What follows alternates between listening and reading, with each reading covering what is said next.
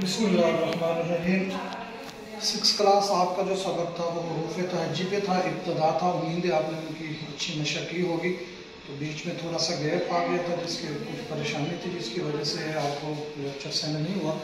तो आपका जो सबक था वो जो शुरू में था, वो मैं लफ्ज़ जो इब्तदा थे वो मैं लिख लेता हूँ। उसके बाद आपने आगे अलिफ,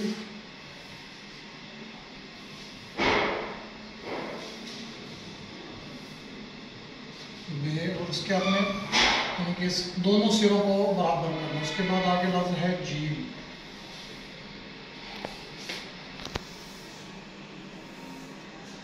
ठीक है, आपको मैंने जीम का बताया था कि जीम को आपने किस तरह गोल करना है, और आपने ऐसे पर ऐसे भी नहीं छोड़ना जीम को। ठीक है, ये गलत। सबसे पहले तो जीम का ये वाला हिस्सा जो है ना आपने अच्छा करना है।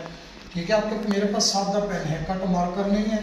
उसके साथ आगे ये आपका पुराना सबक है, आप इसकी मशक करते रहे। अब उसके साथ आपने दाल को ऐसे बना के यहाँ से आपने नीचे झटका देना। ठीक है, ऐसे गोल करना है, गोल करके नीचे झटका देना। ये ऐसे ना बनाना, ऐसे लोग दाल बनाते हैं, बच्चे ऐसे कर देते हैं, ऐसे करके ऐसे दाल बना देते हैं। तो कहने वाले कहते हैं कि इसको सी की तरह बना दे, उल्टा सी बना दे, तो ये गलत है। यानी कि इसको गोल करके नीचे आके अपने नीचे झटका देना है। ठीक है, रे के लिए भी ऐसी है, रे को सीधी लाइन के साथ ले हैं और उसके बाद यहाँ पे आके झटका देते। ठीक है, अच्छा उसके बाद है सीन। सीन सबसे मुश्किल लफ्ज़ इसलिए है कि उसके अपने दंदे बनाने होते हैं। उसका ये 2, उसके बाद आपने सीन को एक दफ़ा फिर बना के दिखा रहा हूँ। यहाँ से ये चीज़। ठीक है बच्चों, आज आपको 3-4 लफ्ज़ हैं, दाल, रे, सीन और ये शीन।